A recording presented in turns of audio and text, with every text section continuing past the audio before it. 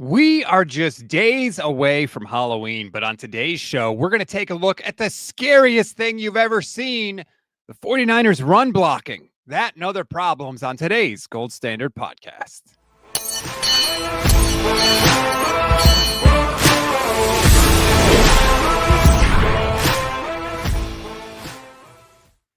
What is good, everybody? Welcome to another Gold Standard podcast, part of the Pro Football Insiders. We call this the demonetization station because we break down the film and the NFL takes all of our money. I'm here with Johnny Dell from Johnny Dell's Football Academy. How you doing?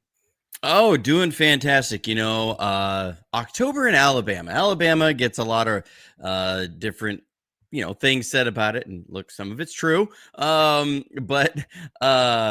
But October in Alabama is absolutely phenomenal. It's like upper 50s in the morning, peaks out about 82. It's dry. It's not humid.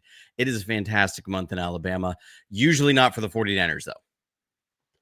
Well, it's not been good lately for the 49ers in Alabama, in California, anywhere you could possibly hope to see football. We're going to break down some of the issues that they are having before they play the Atlanta Falcons. But first, quickly, I want to talk about John Lynch's interview on KNBR. He said a whole bunch of nothing, frankly. There was nothing in the interview. Ricky Pearsall, yeah, he's working to come back. Brandon Ayuk, yeah, he's getting closer. Brock Purdy, yeah, he's working to come back. I mean, it was nothing today from the general manager. Yeah, look, John Lynch, maybe he should throw his hat in the ring as the future governor of California, because he sure sounded like a politician.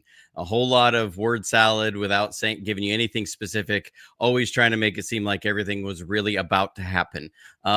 Just is what it is, I guess. The Brandon Ayuk thing.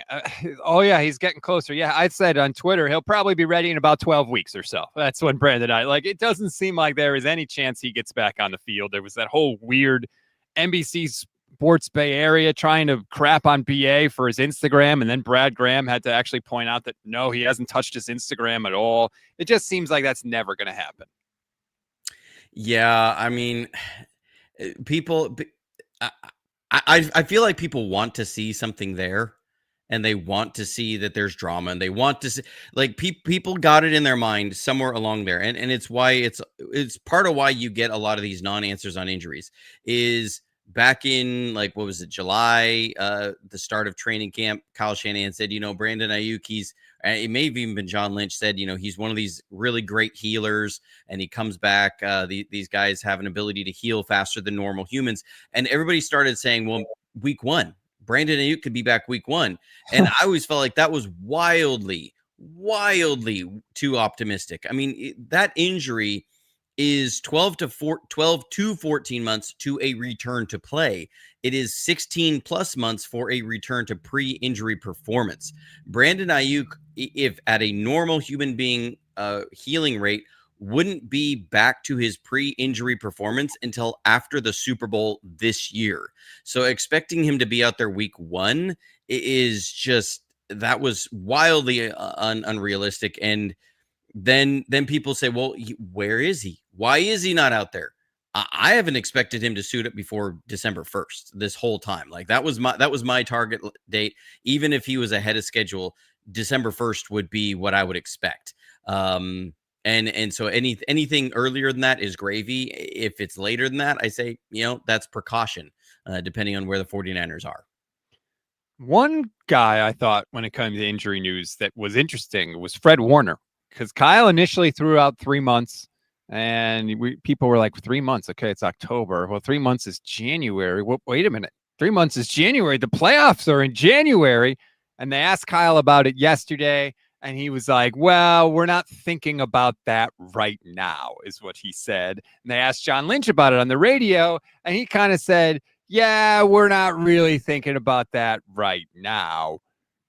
But that's not a no, Johnny. And look, we got a long way to go between now and the playoffs. They're not even close to playoffs right now. But, I mean, there is a tiny little part of me that wonders, maybe, just maybe, could we see 54 back on the field?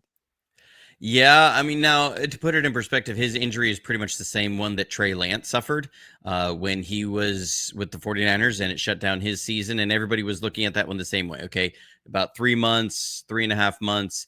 He was not able to make it back for the playoffs that year. If you remember, that was the infamous Brock Purdy tore his UCL, and we didn't have. And then what's his butt got a concussion, and we had no quarterback. So I would be surprised if he was back for the playoffs.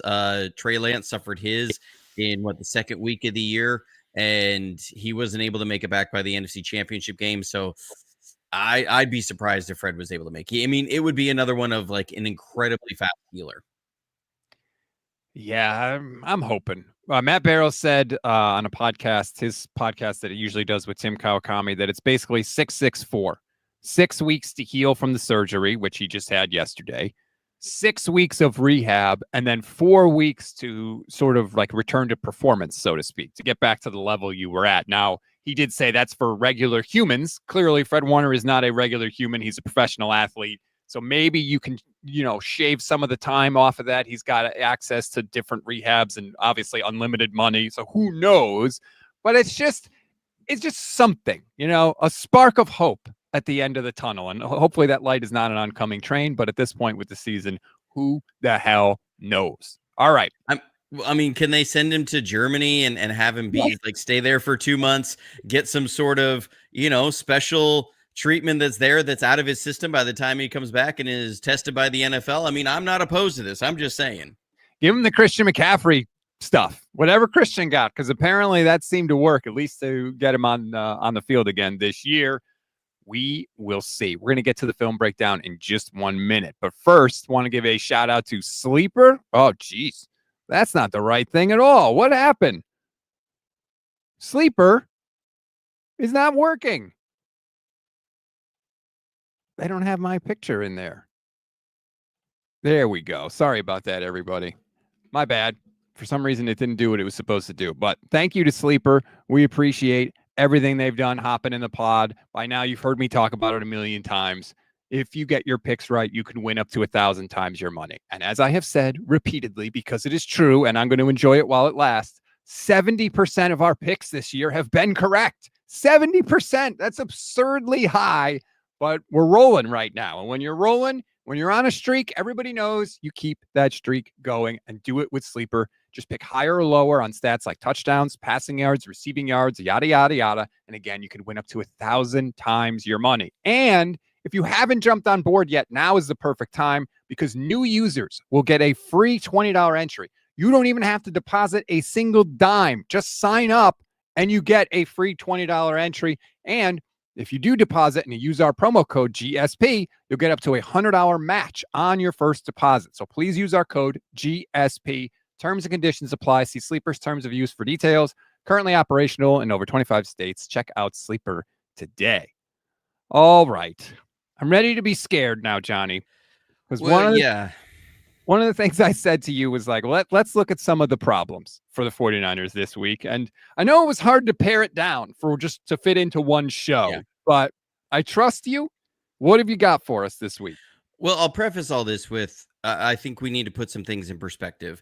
2 years ago, if we were talking about run blocking from different position groups on the 49ers, if you say fullbacks and tight ends, Kyle Juszczyk, George Kittle, is there a better blocking room than that as far as fullbacks and tight ends in the NFL? You would say no, that they are the best fullback tight end blocking group in the NFL. If you look at wide receivers between Brandon Ayuk, Deebo Samuel, Juwan Jennings, and some of the other role players that they've had in there, and you say, who's got a better run blocking wide receiver room than the 49ers? You say nobody. They are the premier NFL unit at doing that. If you say offensive line, the offensive line, they may not be the best run blocking group. I think that has clearly been with the Eagles for a while. But you say the 49ers have been better at run blocking than they've been at pass blocking. They like they like run blockers more. When you looked at the tackles, Colton McKivitz and Mike McGlinchey have never been good pass protectors, but they've been very good run blockers. And Trent Williams has always been great at both. If we look at this year and we say, okay, the 49ers run wide receiver room, are they the best run blocking wide receiver room in the NFL? I don't even put them in the top 15. It's been a huge drop off. If we look at fullbacks and tight ends, are they even in the top 15? I don't think so. And so when we start looking at this, we have to keep that in mind, because it's odd to me that the thought is Christian McCaffrey's lost a step. When you look at the biggest thing that changed was you went from having one of the premier run blocking personnel groups on the outside on your edges, and you're an edge rushing team, to suddenly you're not even middle of the pack. And there is a subsequent big drop off by Christian McCaffrey. And he says, well, Christian McCaffrey's lost a step.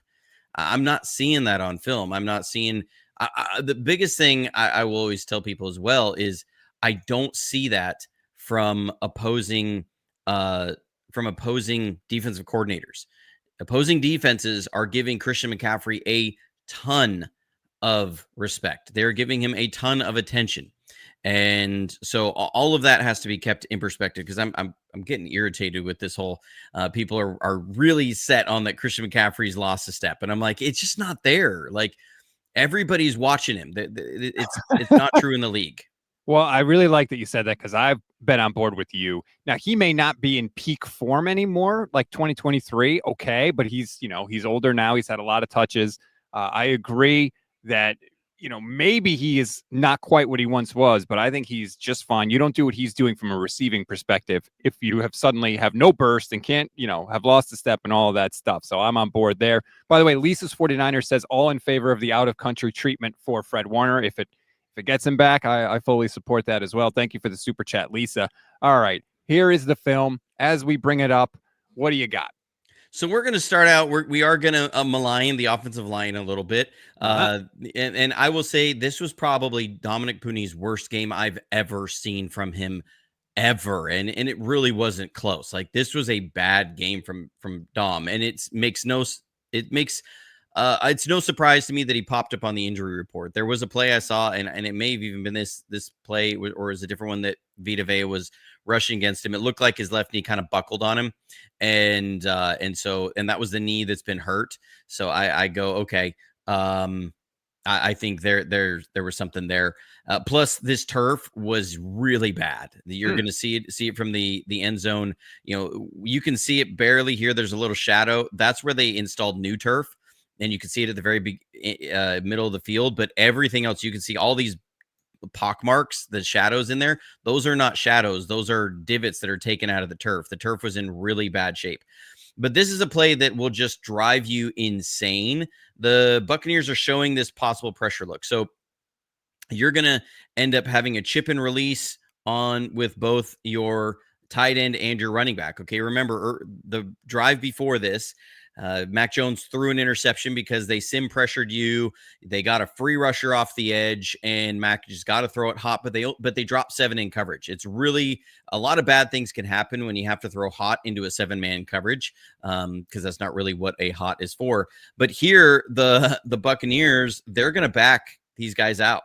They're going to back their defensive ends out, and they're going to only rush with 2 defensive tackles and Levante David, a linebacker. They're going to drop 8 men into coverage, and watch the pass pro on this. Oh, no. You should have all day. You should have all day. They're rushing 3 guys, only 2 defensive linemen, and a linebacker who's not known for his blitzing. He's a coverage linebacker.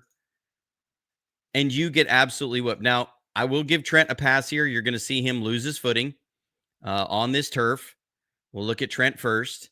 So he's over here, watches his right foot. It's going to just take a huge chunk right out of the turf. Where'd my mouse go? Oh, okay. There. I got it. I lost my mouse for a second. Problems are all around. Yeah.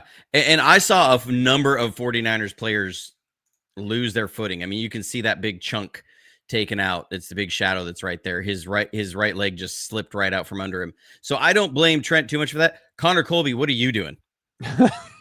Garden grass. I mean, this is how bad the pass rush.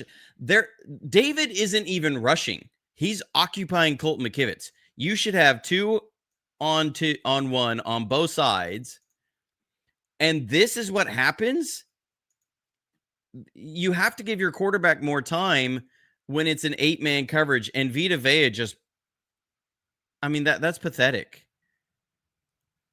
That's comically bad. It's comically bad. Like if it wasn't so tragic, it would be a comedy. So you have an issue there. Another issue I have, you brought I'm gonna hit the wide receivers and tight ends on their blocking for the rest of this. This is just so you have, again, you've seen these sim pressures. What Tampa Bay is going to do is they're going to take these defensive tackles and make them act like they're going to rush, and then they're going to back them out. So both defensive tackles are going to act like they're going to rush and back them out, which is also objectively hilarious to see Vita Vea in coverage.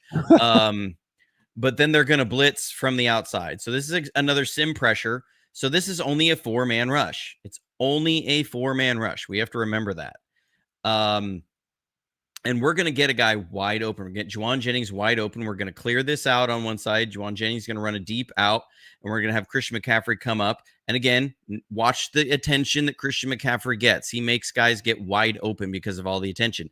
But what you do is, because you say, okay, well, last time we were down here, we threw a pick because we had to throw it hot, and they brought a guy off the edge. So we're going to keep Luke Farrell in to block, and he's going to end up picking up a corner on a blitz. This is not asking him to block a defensive end. It's not even asking him to block a blitzing linebacker. He's got to block a guy 50 pounds smaller than him, and he can't do it. It's not like I'm really surprised. He's really surprised. He gets out there, and the guy gets a strip sack, almost unabated. Okay, that stuff's going to drive you insane if you're a play caller. So again, look at the attention Christian McCaffrey's getting. He's getting 2 guys on him. We're running the deep off.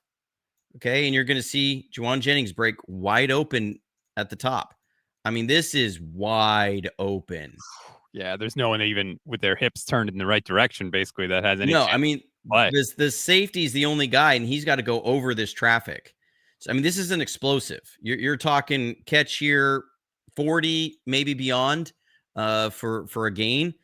And you're getting a strip sack down here. What is going on with Luke Farrell? Either the 49ers have the worst scouting department we've ever seen, or this guy's hurt because he can't block anybody, Johnny. He has been awful all year, and that's his only job with this team, is to block people. And it's every week. He can't do, whether it's ends, whether it's linebackers, whether it's defensive backs like you just showed. He's like a bullfighter out there. Ole! Yeah, this is as bad as it gets. I mean, you're brought here to be a blocking tight end.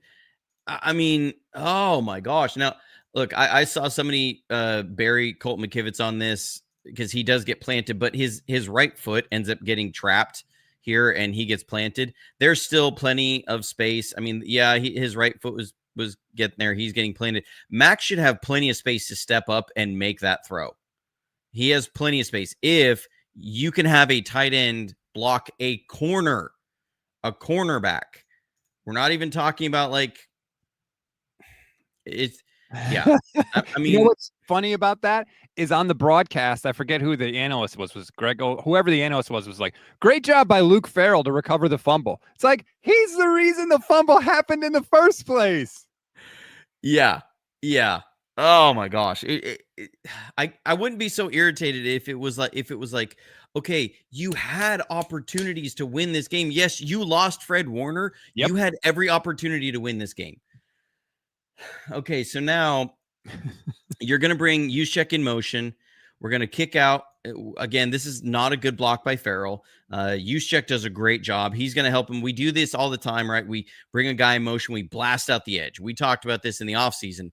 Braden Willis made this block, or really failed to do this block. It was just a piss poor effort that we saw from Braden Willis last year against the Rams. But you're going to blast this out.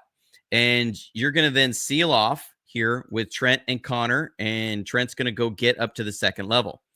What you do is you bring Kendrick Bourne, and he's got to crack down on this linebacker. He's got the best blocking angle. I remember in high school, our wide receivers, when we'd bring them in close and they had crack blocks on linebackers, they loved it because you were able to get a guy from the side. Like you just came full speed, hit a guy from the side, you'd light him up. It was great. It's not a blindside block. You get in there. It's one of the easier blocks for a receiver to make. You get in there, you make this crack block, and you're going to get Christian McCaffrey here one-on-one with your corner on the outside. That is a win every day of the week. You're happy with that. But watch this block by Kendrick Bourne. This is one of the worst crack blocks you may ever see in your life. Does he even touch him? Did he even make contact with him? How in this short of space you don't even become a speed bump? I don't know. Get in the way. Do something. Like you don't have to make a crushing block. You just have to not whiff. And again, now Christian McCaffrey's feet are being stopped in the backfield on this rough turf. So he's going to have to stop his feet because he's got a guy in the hole that's not supposed to be there. He's supposed to be coming through this hole on this corner. That's where he's supposed to be. But now he's got to stop his feet, loses his footing on that turf, and is tackled for a loss. You want to know why he's only averaging 3.1 yards per carry? It's because he's getting all the hit in the backfield all these times. And then people will say, well, our offensive line seems like it's doing all right. Something's off because the blown block percentage isn't there. Well, that's because you're getting a really high blown block percentage by your receivers and your tight ends. Sorry, go ahead. That was just maddening to me to see Kendrick Bourne talk about, oh, I know how to move my body in this offense. It's like, not on the run plays, you don't, dude. Like, you cannot do that. You're hanging this team out to dry. Poor Christian McCaffrey is sitting here like, just do the bare minimum. You know, somebody was in one of my comments once and said, you know, Christian McCaffrey is getting paid like a running back when you're blocked for 5 yards, he should get 10. And it's like, well, you got to block for 5 yards first. And the 49ers are not even doing that. And it's just incredibly frustrating. Delta Bravo says, thank you. Gives a $5 donation. Thank you very much, Delta Bravo. We appreciate that. Take that, NFL. Yeah. And what I'm seeing from a lot of the run blocking issues is what teams are doing is they're going to say, okay, we're going to slant here. We're going to slant all these guys across. And then we're going to take a linebacker and exchange them out. This isn't what happens on this play necessarily, but that's what I'm seeing a lot. Mm-hmm. And so that's really hard on your offensive line to get those things as they're moving pieces. But what you can do is you can run plays like this, where you say, okay, you're going to do that. Then we're gonna seal you off. We're gonna crack that edge, and then we're gonna get an explosive with our running back on your corner. Coming into this game, the 49ers were 30th in the league in rushes outside the tackle, or in rushing outside the tackle. So to be clear, I want to see if I understand what you're saying. You're saying that teams have decided they figured out a way to counter Kyle Shanahan's run game. He has seen that. He has adjusted to that. He's calling plays to adjust to that, and yet, because they're not executing it, the plays aren't working. That's 100%. So the Seattle game was a great example of this. I saw Seattle slanting their offensive or their defensive line left and right. They were doing it all the time. That's why the 49ers are one of the lowest, have one of the highest rates of 2 safety defenses that they're seeing. And that was Seattle too. What teams are doing is everybody thinks it's about stacking the box. Okay, well, you have a safety back and you have a safety back. Like I get it, they're within 10 yards, but they're not down here. Okay, like you're not seeing these safeties come way down. What you're seeing is they're sitting back there. They're saying if they get through, we're gonna then keep them from getting an explosive run. But we don't even think we have to worry about that because we're gonna slant our defensive lines. We're gonna exchange our linebackers. Their receivers can't block our linebackers. They can't block our corners and our safeties. We don't fear that. And so you're not able to run outside the tackles, and you get runs like this that go for a loss, and teams have no fear of that. And then they say, well, now we're going to disrupt everything inside.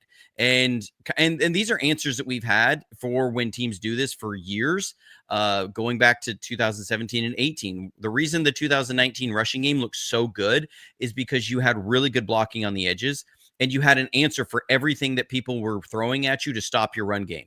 Well, now your answers aren't working because your personnel can't execute it, and becomes a domino effect. One other thing I saw too from Chris Sims that I think is accurate also, in addition to everything you said, because of all the injuries, defenses don't have to fear anybody going over the top in the pass game. So you add on to everything they're doing to stop the run with the safeties and everything. And then you say, well, what if they pass the ball? And they're like, good luck. Kendrick Bourne and Jawan Jennings ain't running past our corners. So go ahead and try it. And so when you add all that together, that's why the ground game has been putrid. Yeah, it really is. These safeties, they're not dropping much more than 20 yards deep. Even when it is a deep pass, they don't feel like they have to line up 15 and 18 yards deep. They sit there at 10 yards deep, and it makes it really hard for you. But we're going to see this from the end zone. Watch this block from Kendrick Bourne or non-block. I mean, you don't even get a hand on him. He tries to throw a shoulder in here, and he whiffs. You just have to get in this guy's way. But like, is that a mistake? Is it just effort? Like, even I could get in his way. I could find a way to throw my body in between to make physical contact with him. Yeah, and watch Kendrick Bourne. I should have. It's like, okay, I remember I had a coach in high school. Guys would miss their assignments, and he'd start yelling at him, "Hey, that's your block." And they go, "Sorry, coach." And he'd go, "I don't want you to be sorry. I want you to stop doing it. I want you to not do it again." Like, I'm tired of seeing guys because Kendrick Bourne will have a mistake and then he'll go make a 40-yard play. And you go, that's great. I want you to not mess up the first time. Like, we need to be more even keeled on this. So yeah. And it's not just him. We're going to see here, Jake Tonjes. So we've seen Luke Farrell get some of it. We've seen Kendrick Bourne get some of it. Here, Jake Tonjes just gets thrown aside again, not by a defensive tackle, an undersized defensive end.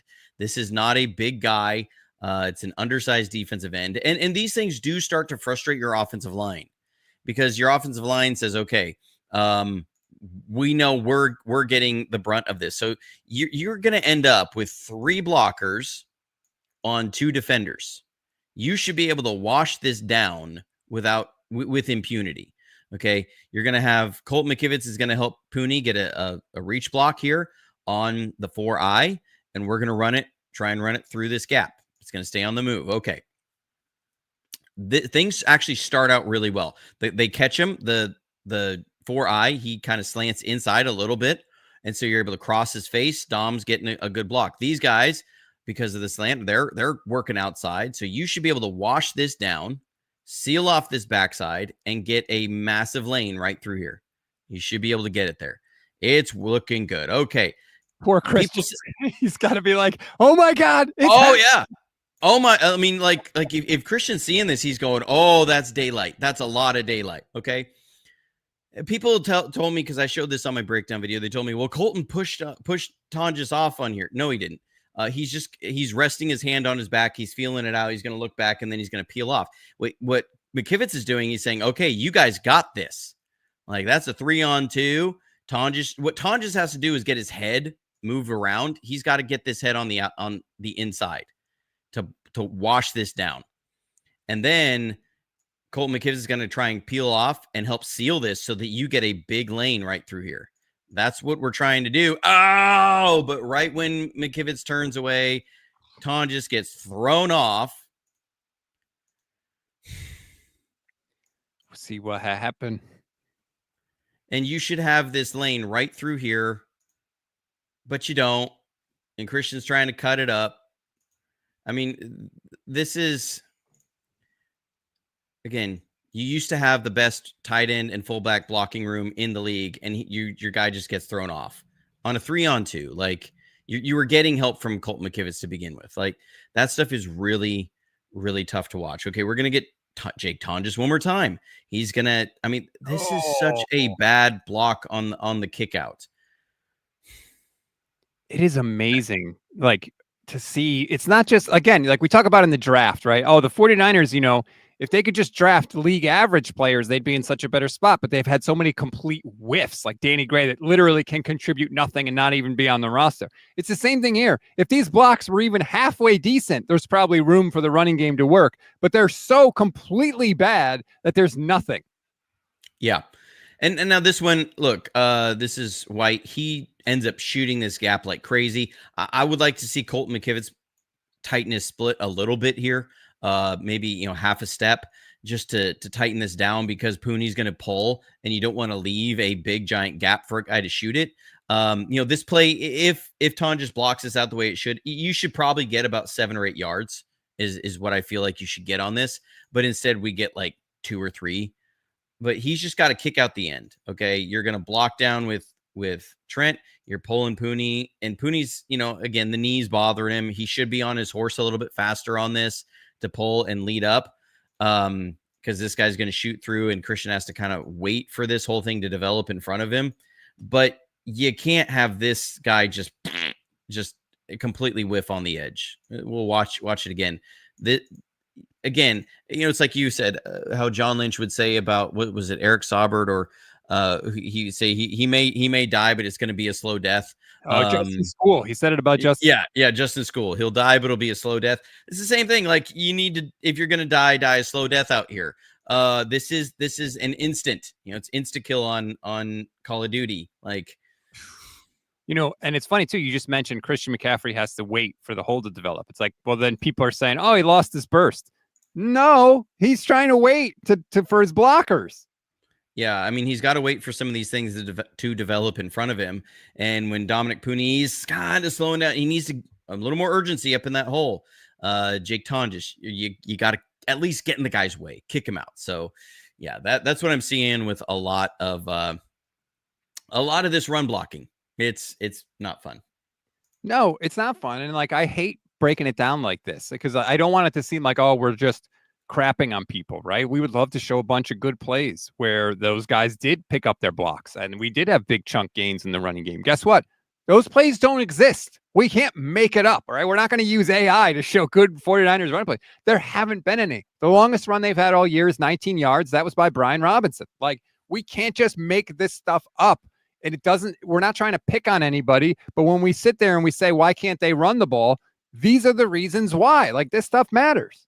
Yeah, and I look, the offensive line has not played great this year, but they've also not been so bad that they're the fault of everything.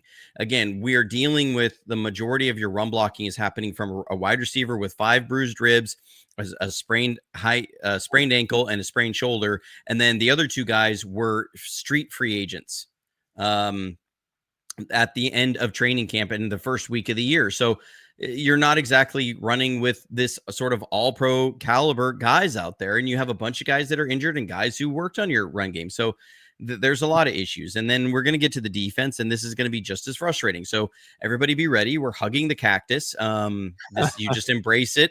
It's going to suck, but we're going to get through the suck together.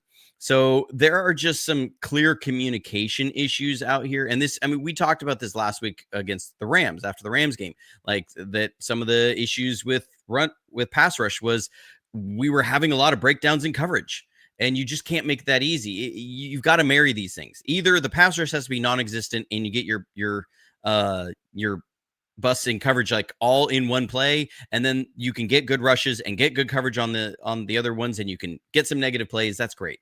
But there's just some communication issues that are going on. You're trying to bring extra pressure, and these guys are just not sorting things out. So we're going to bring Marquis Siegel on a blitz here.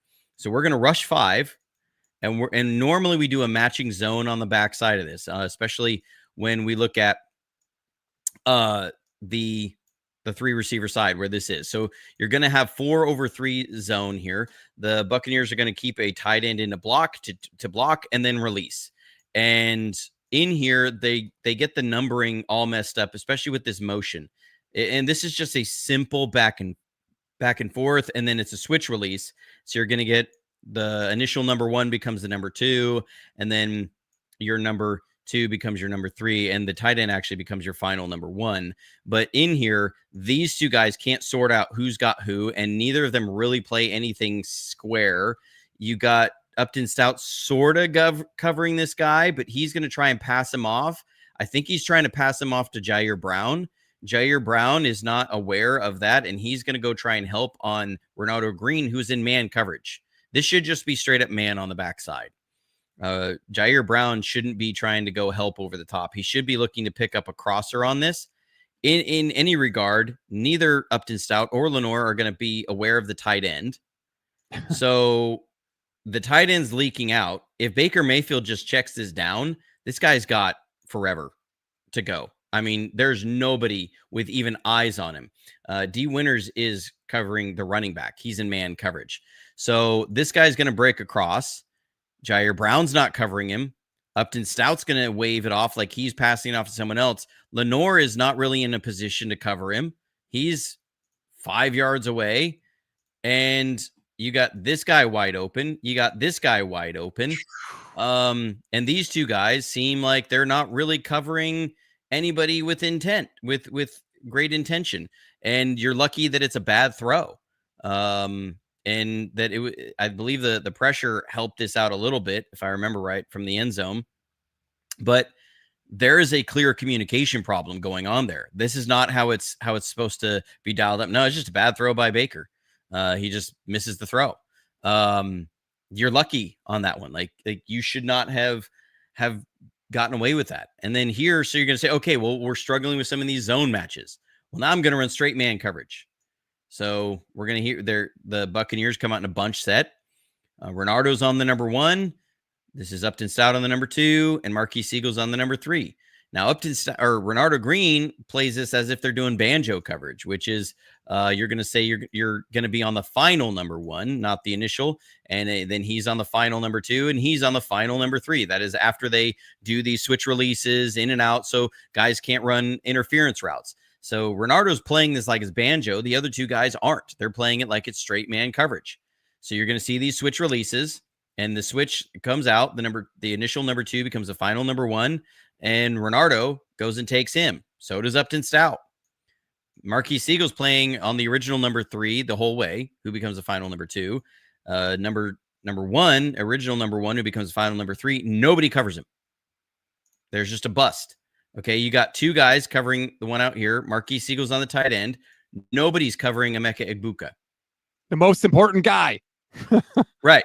Like you just, there's a communication issue, and this is the one where the pass rush ends up forcing a bad pass. So I believe we get Tatum on a stunt here. And so he's going to end up forcing a bad throw by Baker. That's a play where the pass rush actually saved him, because that was a massive bust. I don't understand. Like, how is this happening? I got to put this on Robert Saleh. Guys don't know who they're supposed to cover. And yeah, the players are to blame, number 1, but also Robert Saleh. Like, you are the defensive coordinator. This is your area. You're supposed to have your guys knowing who's who in the zoo. And I know Saleh's been great this year. I get it. I get all of that. I'm not denying it. I agree. Sunday was bad. It was a bad look. Fred Warner goes down, and all of a sudden nobody knows who to cover. That's not good. No, it's not good. And this, again, it was happening before Fred Warner went down. It was happening before Bosa went down, but Bosa was covering a lot of it up. What you're seeing now, and this is part of, people say, well, young guys got to play and they got to get their lumps. Well, you're going to deal with some of this stuff. I mean, this is going to be part of the game here. But my issue is, I look at it and I go, okay, I understand the team lost Fred Warner, and I get the emotional impact of that, and that you lost your leader. But I'm also not one that, I guess, just personally, when I look at an NFL roster, I go, do you really need these, incredible leaders leading your locker room? Your guys are being paid in the top, like, 0.2 percentile in the world as far as the compensation. Do you really, do you need somebody else to lift you up to help you play? You are being compensated extremely well. There is 10,000 people behind you who would love to be in your spot.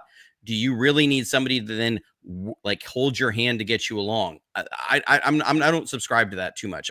I get that it's a thing, but I just don't understand it personally. I'm like, if you don't have the self-motivation to get into your playbook, to learn your stuff, and you're being paid more in one game than most people make in an entire year, I don't have a lot of patience for that. And so, Fred Warner going down, I don't have patience for this. Yes, there is going to be a drop off. I'm not expecting Tatum Bethune, but these things, what you're about to see, are the things that drive me nuts, because this is high school and college level football stuff. So we're starting out. The Buccaneers have the strong side of the formation to the short side of the field. Okay, they're on the hash. So we have what's called the boundary side. So you have 3 receivers to the boundary side. You have 2 to the field side. So what we do is we run a lot of split field coverages. So we run man on the 2 receiver side. We run a zone match to the 3 receiver side. So this is what we saw. You're going to run a matching zone out here, okay, over the 3, and then you're going to run man on the 2. Well, all the Buccaneers do is say, well, we're going to switch strength right before the snap.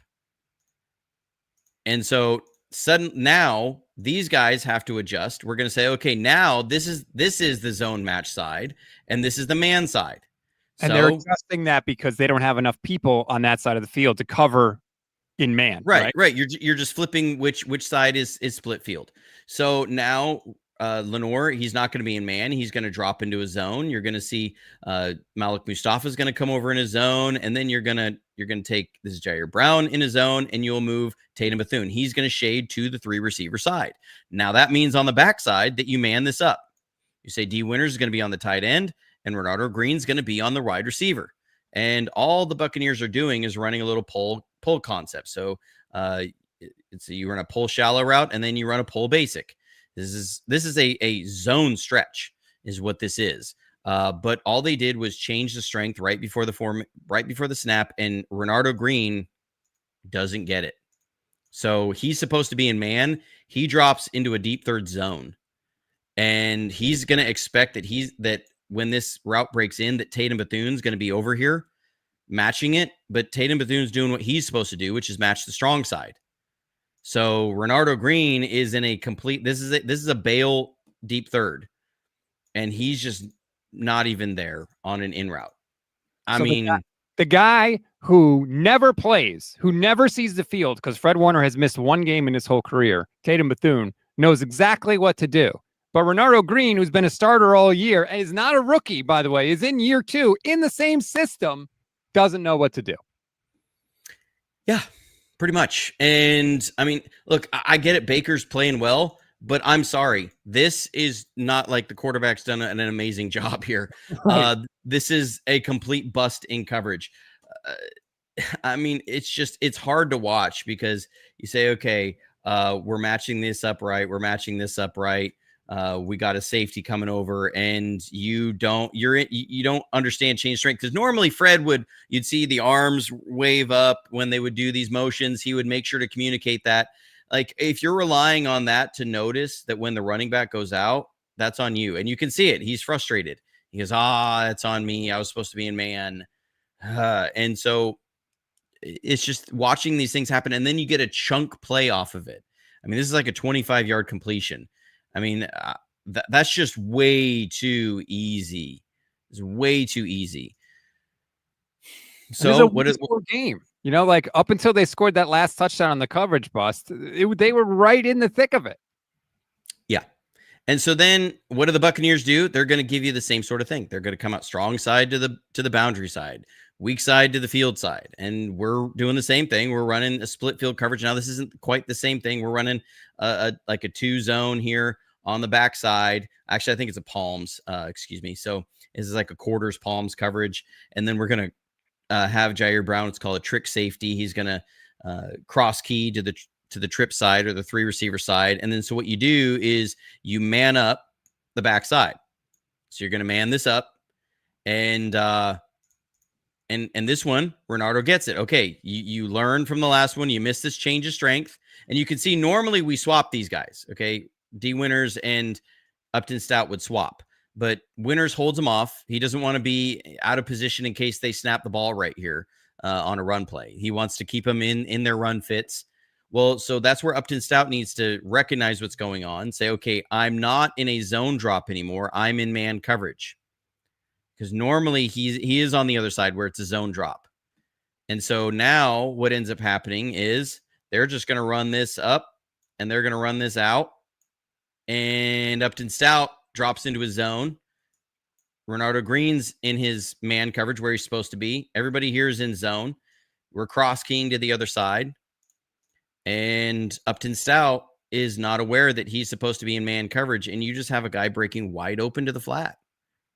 I mean, this isn't even coverage at all. Like, this is a bust in coverage. And Baker's looking right at it the whole time. So he's expecting that. Maybe they saw something where this has been an issue more than once, but that dude is wide ass open. That's a free, 12 yards, whatever it was. Yeah, this is second and short. Well, I mean, again, they saw it on the previous drive too. The 49ers are struggling with these with adjusting these split field coverages with rapid change of strength. So that's what they're going to do. And I'm going to tell you, what we're going to see in the coming weeks is every offensive coordinator, any offensive coordinator worth their salt, is going to do this. You're going to see every team right before the snap, they're going to change the strength, and then they're going to run something to the two receiver side. It's going to happen. Like, this is going to happen over and over again until we show that we can account for these things, because you should not have guys wide open for just massive gains. This is unacceptable. But it is part of what you're dealing with when you got all these young guys playing and guys that are trying to do this, but the rate is still too high for me. I think we're going to see 6 major busts in coverage. And I get it. There wasn't much pass rush there, but even if there was, you could have a great pass rush and that's still completed easily. Okay. So now we're going to see, this one's the most costly bust. So again, we're running split field coverages. So we're going to try and bring Upton Stout on a blitz. We're manning up. We're showing man. So right now, this is supposed to be D winners on a blitz. And we're going to man up the 3, or excuse me, no, this is going to be a zone drop. I keep misspeaking. So we're going to have a zone drop here. You're going to bring it over, and Tatum Bethune would come over and zone drop over the 3 receiver side. They're manning up the 2 receiver side. Okay. So, because they're going to bring Upton Stout on a blitz here. You're trying to help your pass rush out. So what does Tampa Bay do? One more time, they're going to bring and change the strength right before the snap. Somebody, if you look, Diamador Lenore is just glued onto his man. What you should see is Tatum Bethune calling out strong left, strong left. You should have D Winters calling out strong left, clapping his hands, getting Lenore's attention, letting him know, because he's got to keep his eyes fixed on his defender's belt buckle. That's what they're taught to do. Keep your eyes fixed on their belt buckle, read them. The ball can be snapped at any time. Be ready to cover that. So he's got to keep eyes on that. He's relying on these 2 linebackers communicating when if there's a change of strength, because he's got to drop into a deep zone and match that. If that change of strength happens, which it does, and on the backside, you see Renardo Green's gonna come up because he's in man coverage, because we're switching our split field coverage here. So you're going to end up dropping that. Tatum Bethune is going to do the right job. He's going to back out to the 3 receiver side, but nobody let Renardo Green know that he's in a zone drop. So he's going to stay in man. They're going to run this receiver deep, and that's where Lenore should be. Nobody let him know. And so this guy's going to run free down the sideline, because you got Lenore is stuck in man coverage. He's running deep down the sideline. You have Upton Stout free off the edge. This should be a sack. This should be a sack all day long, because you simply didn't communicate change of strength. Again, these are things that happen at every single college level. There are changes of strength before the snap that happen all the time. These guys work on it every day. Like, I don't have a lot of patience for this, that when this happens, Tatum Bethune needs to stand up and scream out. You see no communication happening. You need to scream out and let everybody know. Like, he may have turned and said something, but you've got to yell, and you've got to make hand motions. You've got to alert people.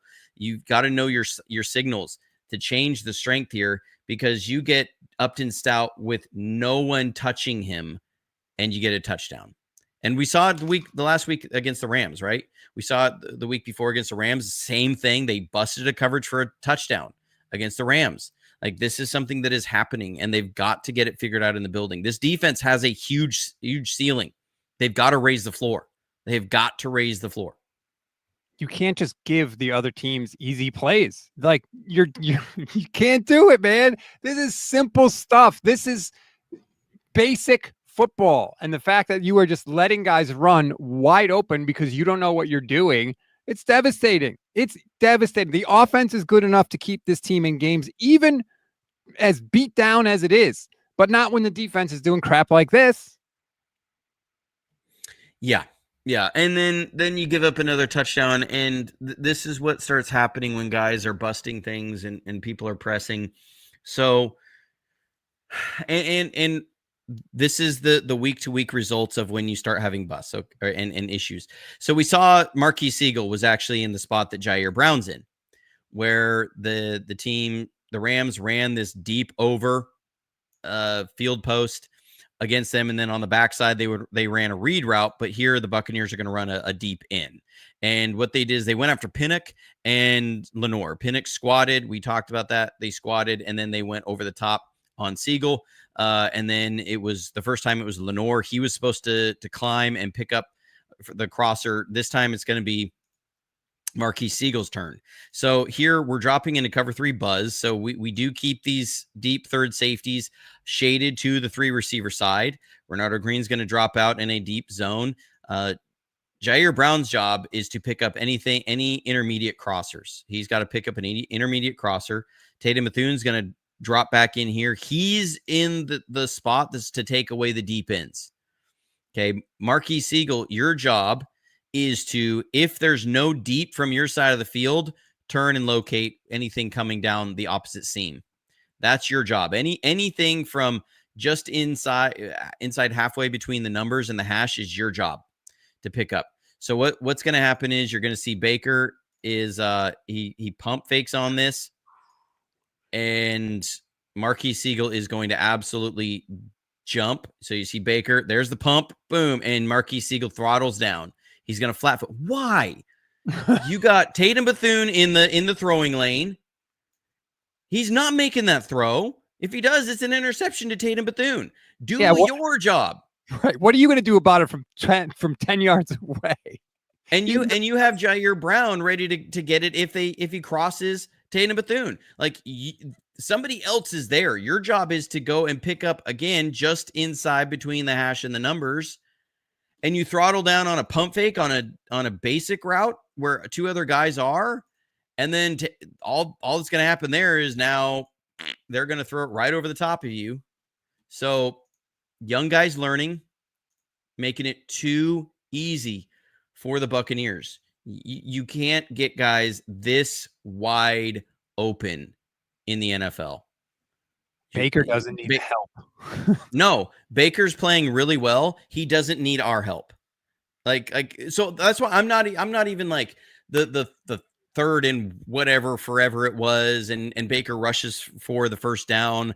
Like I'll live with that because Baker's going to make a play like that every once in a while. He did it last year against us, right? The play, Bosa's grabbing on his arm and he's running down the sideline and he somehow makes the 4th and 11 throw. Like that's Baker Mayfield. He's going to make some plays like that. You can live with those. I can live with those. I can't live with this. I can't live with the coverage busts that lead to points. Those are the things that will drive coaches nuts because those are the things you can control. You know, yes, you can do a better job of tackling. Renardo Green threw a shoulder in there. He needs to wrap up. But you're going to expect really good players to make some really good plays. These aren't the result of really good players making really good plays. These are the results of you playing really poorly of the execution of your assignments. If you're going to get beat, make them earn it, right? If they beat you, if they break tackles, if they're just stronger than you, faster than you, okay. But when they're smarter than you and you just don't know what to do, like that is hard to swallow as a fan. That is 100% hard to swallow. I can't take anymore, Johnny. I don't have it in me. Like, it's like that Simpsons meme. Stop. He's already dead. Like, I can't. Yeah. I'm done. I got nothing left. Please tell me you don't have any more clips. Not of this. No. That was what I got. It's like I said, it's a hug the cactus week. And it's why I get frustrated on this of like some of the other narratives that come out of, okay, yes, the pass rush needs more juice. I'm not saying it doesn't. Yes, the offensive line needs to block better.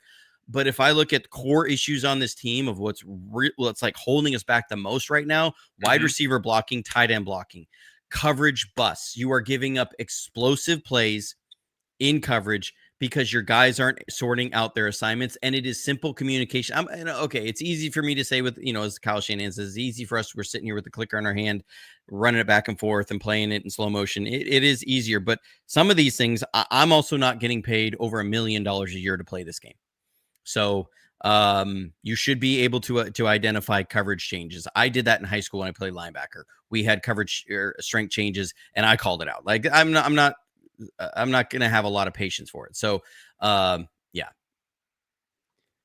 Let's hope it stops this week. That's all we could say. National TV audience. I'm sure they're seeing the coaches are seeing the same things on film that you're seeing because the film is the film. Get it fixed. That's all we could say. Get it fixed. You're still at 4-2. You still have 3 wins in the division.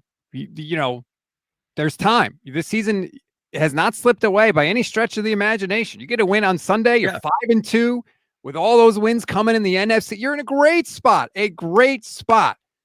We'll see if they can do it. If you want even more film breakdown, check out Johnny Dale's Football Academy on YouTube. It has some of the breakdowns we've shown and also 1,000 million other things for you to go see. And it's not all as depressing as that. I promise. There's a lot of good stuff there that'll make you happy if you go and check it out. So please do. Johnny, thank you as always. Hopefully next week we have better news.